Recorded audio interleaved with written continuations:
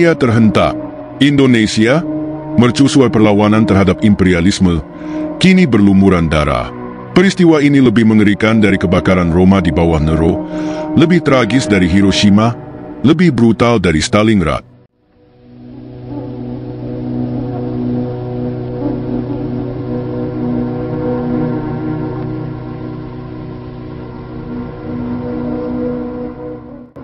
Jutaan rakyat tak bersalah, buruh, petani, intelektual, hingga anggota PKI, diburu dan dibantai tanpa pengadilan. Sungai Bengawan Solo, Musi, dan Asahan menjadi arus kematian, sementara kuburan massal tanpa tanda bermunculan. Dalam waktu singkat, ratusan ribu bahkan jutaan nyawa melayang. Ini bukan sekadar gejolak politik, melainkan genosida yang mengguncang peradaban manusia. Di balik tragedi ini, ada kekuatan besar yang telah lama menanti momen ini. Inilah muara dari rencana Sang Angkara Murka demi menggulingkan Bung Karno. Sejak 25 September 1957, 5 bulan sebelum proklamasi PRRI, keputusan untuk menggulingkan Bung Karno telah diambil di Gedung Putih. Alasan utamanya, yang pertama, sikap anti-imperialisme dan non-blok. Soekarno menentang dominasi Barat dan aktif dalam gerakan non-blok yang membuatnya dianggap sebagai ancaman oleh Amerika Serikat. Ia ingin Indonesia berdiri mandiri tanpa campur tangan negara adidaya. Kedua, kedekatan dengan Blok Timur. Soekarno menjalin hubungan erat dengan Uni Soviet dan Tiongkok, baik dalam kerjasama militer maupun ekonomi. Di era Perang Dingin, Amerika melihat ini sebagai ancaman penyebaran komunisme di Asia Tenggara. Ketiga, nasionalisasi aset asing. Soekarno menasionalisasi perusahaan-perusahaan asing, termasuk milik Amerika dan Belanda. Ini mengganggu kepentingan ekonomi Barat yang ingin terus mengontrol sumber daya Indonesia. Keempat, pengaruh kuat PKI. PKI adalah salah satu partai komunis terbesar di dunia di luar Uni Soviet dan Tiongkok. Amerika khawatir bahwa PKI akan semakin kuat dan membawa Indonesia menjadi negara komunis penuh. Kelima, gagalnya kudeta sebelumnya. Amerika melalui CIA pernah mencoba melemahkan Soekarno lewat pemberontakan PRRI Permesta pada tahun 1958, tetapi gagal. Setelah itu, mereka mulai mencari cara lain untuk menjatuhkannya, termasuk menciptakan kondisi yang memungkinkan terjadinya tragedi G30S tahun 1965. Dan keenam, eksploitasi sumber daya alam. Setelah kejatuhan Soekarno, rezim Orde Baru di bawah Soeharto membuka Indonesia bagi investasi asing, terutama dari perusahaan-perusahaan Amerika seperti Freeport. Hal ini menjadi bukti bahwa penggulingan Soekarno sangat menguntungkan bagi Barat.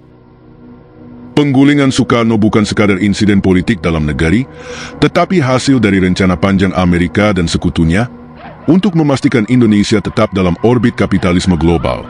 Amerika Serikat melalui CIA, telah berupaya keras menyingkirkan pengaruh komunis di Indonesia.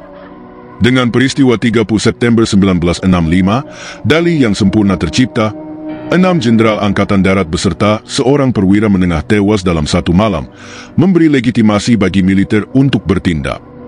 Belum pernah terjadi dalam sejarah peperangan manapun, baik dalam Perang Dunia Pertama, maupun Perang Dunia Kedua, Perang Korea, maupun dalam Perang Vietnam. Sekian banyak perwira tinggi, pucuk pimpinan Angkatan Darat terbunuh dalam satu peristiwa, dalam satu malam. Dari hasil penelitian CIA sendiri mengenai operasinya di Indonesia ini, pemerintah Amerika memainkan peranan penting dalam satu pembunuhan massal yang paling buruk dalam abad ini, dengan memberikan nama ribuan pimpinan Partai Komunis kepada tentara Indonesia, yang membunuh mereka dalam pembantaian berdarah yang diperkirakan sampai 500 juta manusia. Tapi para penguasa Barat, terutama Amerika Serikat bergendang paha, bahkan berpesta pora. Gembira ria melebihi kegembiraan seusai Perang Dunia Pertama dan Perang Dunia Kedua mengalahkan fasisme. Bagi penguasa Barat, terutama Amerika Serikat, peristiwa ini bukanlah suatu kebetulan yang terjadi di luar dugaan. Sudah lama diharapkan dan dinantikan bahwa peristiwa ini akan terjadi. Bukan hanya harapan, tapi direncanakan dengan perhitungan yang masak dan telah diambil berbagai tindakan dengan persiapan kekuatan yang cukup untuk mewujudkan kejadian ini. Pada tahun 1950-an, pemerintahan Eisenhower bahkan memutuskan bahwa jika diperlukan, Mereka akan mendukung terbelahnya Indonesia dan terpisahnya Jawa, yang merupakan basis golongan kiri, dari wilayah lain di negara ini. Ada bukti pembicaraan di lingkaran-lingkaran diplomatik Amerika Serikat, Inggris dan Sekutu, sebagai poros yang membenci perkembangan politik di Indonesia beserta solusinya. Menurut sudut pandang kami, tentu saja, upaya KUP PKI yang gagal kiranya merupakan perkembangan paling efektif untuk membalikkan kecenderungan politik di Indonesia, demikian kata Howard P. Jones, Duta Besar AS untuk Indonesia, Maret 1995. Usahakan terjadinya suatu perebutan kekuasaan, suatu job detak, di mana terlibat Partai Komunis Indonesia. Ini dapat dijadikan dalih untuk membasminya. Inilah gagasan yang sesungguhnya terwujud dalam kenyataan. Partai Komunis tertua di Asia, terbesar di luar negeri-negeri sosialis, terbesar sesudah Partai Komunis Uni Soviet dan Partai Komunis Tiongkok, Partai Komunis Indonesia jadi berantakan. Semua pimpinan tertingginya terbunuh atau dipenjarakan. Lebih 1 juta anggotanya dibunuh, dipenjarakan. Kekuatan kiri Indonesia, kaum Soekarnois pendukung Bung Karno dibasmi habis-habisan. Hasilnya, Bung Karno terguling, PKI dihancurkan, dan Marxisme-Leninisme dilarang total. Indonesia yang dahulu simbol perlawanan terhadap neokolonialisme, kini berubah menjadi pelayan setia kepentingan Amerika Serikat dan sekutunya. Tak perlu waktu lama bagi Barat untuk menunjukkan rasa puasnya. Penguasa Barat pun berpesta. Dalam waktu singkat, perusahaan-perusahaan raksasa Barat menguasai sumber daya Indonesia. Ada yang menilai kejadian ini sebagai satu peristiwa yang paling membuat zaman dalam sejarah Asia, sesudah Mao Zedong tampil berkuasa di Tiongkok. Bertrand Russell menulis bahwa The Times London memperkirakan telah terbunuh sekitar 1 juta orang selama 4 bulan. Jadi dalam 4 bulan di Indonesia terbunuh sebanyak dalam 12 tahun Perang Vietnam. Dalam waktu kurang dari 1 tahun sesudah terjadinya G30S dan pembantaian berdarah, James Reston, kolumnis The New York Times menulis, menunjukkan kekaguman atas kejadian ini sebagai pancaran cahaya di Asia. Tahun 1967, Richard Nixon melukiskan Indonesia sebagai hadiah terbesar di daerah Asia Tenggara. Alexis Johnson, Wakil Menteri Luar Negeri AS tahun 1966, menyatakan bahwa pembasmian komunis di negeri Indonesia yang besar adalah peristiwa yang setara dengan Perang Vietnam, yang barangkali adalah titik balik historis di Asia abad ini. Rex Mortimer menulis, banyak orang Barat kala itu justru melihat pembunuhan massal tersebut dengan penuh rasa puas dan kelegaan sebagai penghilangan sepenuhnya ancaman dan hambatan bagi kepentingan mereka. Sementara kalangan lain melihatnya sebagai pemecahan bagi jalan buntu politik tak terelakkan, yang disesali dan memalukan, namun masih bisa dimaklumi.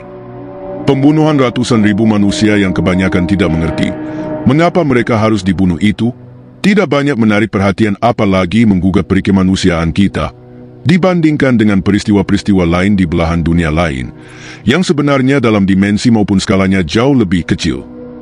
Dr. Brad Simpson, Princeton University menulis, pembunuhan besar-besaran di Indonesia adalah satu bentuk teror yang manjur, syarat yang tak boleh tidak untuk mengintegrasikan Indonesia masuk sistem ekonomi politik regional dan internasional, untuk peningkatan rezim militer yang modern dan untuk menggulingkan Soekarno. Pemerintahan Johnson di Amerika Serikat bahkan terang-terangan mengungkapkan kegembiraan mereka atas hancurnya kekuatan kiri di Indonesia. Namun, realitasnya lebih kelam. Amnesty International memperkirakan korban jauh lebih banyak dari angka resmi. Laksamana Sudomo mengakui lebih dari 500.000 orang tewas, sementara Sarwo Edi Wibowo menyebut angka 3 juta jiwa. AS dan Inggris diuntungkan dari peristiwa ini. Bagi mereka, Indonesia yang dipimpin Soekarno adalah ancaman besar terhadap kepentingan ekonomi dan politik Barat di Asia Tenggara. Dengan runtuhnya PKI dan digulingkannya Soekarno, Indonesia menjadi negeri yang lebih mudah dikendalikan. Perusahaan-perusahaan raksasa Barat dengan leluasa mengeksploitasi sumber daya alam Indonesia. CIA bahkan menciptakan pemaparan palsu mengenai apa yang terjadi, kemudian diterbitkan berupa sebuah buku Indonesia 1965, KUP yang prematur, yang ketahuan sebelumnya. Para pejabat Amerika, wartawan, dan para sarjana yang berhubungan dengan CIA menciptakan dongeng, bahwa pembunuhan berdarah itu adalah reaksi mendadak dari rakyat yang spontan terhadap terorisme PKI. Maka, dalam Oktober 1965, para jenderal Angkatan Darat mengambil langkah menyerang balik terhadap KUP para kolonel yang gagal, menjadi pogrom anti-komunis, dan mengubah Indonesia yang kaya sumber alam itu bisa dieksploitasi oleh korporasi-korporasi raksasa Amerika. Jika Vietnam adalah kekalahan besar sesudah Perang Dunia Kedua, maka Indonesia adalah satu kemenangan terbesar. Dokumen-dokumen yang kini terungkap menunjukkan bahwa pembunuhan massal ini bukanlah reaksi spontan, melainkan hasil dari strategi panjang yang telah disiapkan dengan matang oleh kekuatan asing. Bahkan, di tahun-tahun 1950-an, pemerintahan Eisenhower sudah menyusun skenario pemisahan Jawa dari Indonesia, karena Jawa dianggap sebagai basis utama kekuatan kiri. Tragedi ini membuktikan bahwa kejahatan perang tidak hanya dilakukan Nazi dalam Perang Dunia Kedua, tetapi juga kekuatan Barat yang mempertahankan dominasinya. Sejarawan Gabriel Kolko menyebut bahwa penyelesaian terakhir tentang masalah komunis di Indonesia adalah jelas satu tindakan yang paling biadab yang tak berperi kemanusiaan dalam abad ini. Bagian terbesar dari ini jelas setara dengan kejahatan perang yang sama dengan jenis yang dilakukan oleh Nazi. Tak seorang pun orang Amerika dalam masa sesudah tahun 1945 yang haus darah, sebagaimana yang dilakukan di Indonesia memprakarsai pembunuhan besar-besaran, dan yang berbuat segala-galanya yang dalam kekuasaannya untuk mendorong Soeharto, termasuk mempersenjatai para pembunuh, untuk menyaksikan bahwa pelikuidasian PKI dilakukan sampai pada puncaknya. Di tahun 1965, pemerintah Indonesia di bawah pimpinan Soeharto membantai 500.000 anggota PKI. Amerika Serikat mendorong orang Indonesia menjalankan pembunuhan besar-besaran dengan memberikan bantuan diplomatik dan material demi mendukung pembunuhan-pembunuhan tersebut. Jumlah tepat mereka yang terbunuh tak akan pernah bisa diketahui. Kementerian Luar Negeri Amerika menaksir, di tahun 1966 jumlah terbunuh sekitar 300.000. Data resmi yang diumumkan Indonesia pada pertengahan tahun 1970 adalah 450.000 sampai 500.000 meninggal. Setelah peristiwa tersebut, Indonesia berubah selamanya. Sebuah negeri yang dahulu berdiri tegak melawan neokolonialisme kini bertekuk lutut. Dari tanah yang dahulu menjadi medan perjuangan melawan imperialisme, kini hanya tersisa jejak-jejak darah dan kesunyian kuburan massal. Hari ini, kita bertanya, bagaimana tragedi ini bisa terjadi? Siapa yang sebenarnya diuntungkan? Apakah ini hanya kebetulan atau hasil dari konspirasi yang telah dirancang lama? Sejarah telah mencatat, tragedi ini sebagai salah satu noda hitam dalam perjalanan umat manusia, di mana kepentingan politik dan ekonomi segelintir penguasa dunia mengorbankan jutaan nyawa tak bersalah. Dan di balik semua ini, penguasa Barat tertawa, berpesta pora. Kemenangan mereka atas darah rakyat Indonesia menjadi bukti betapa murahnya nilai nyawa dalam permainan geopolitik global. Jangan lupa untuk like, subscribe dan aktifkan lonceng notifikasi agar tidak ketinggalan konten-konten bersejarah lainnya. Mari kita terus mengungkap kebenaran yang tersembunyi.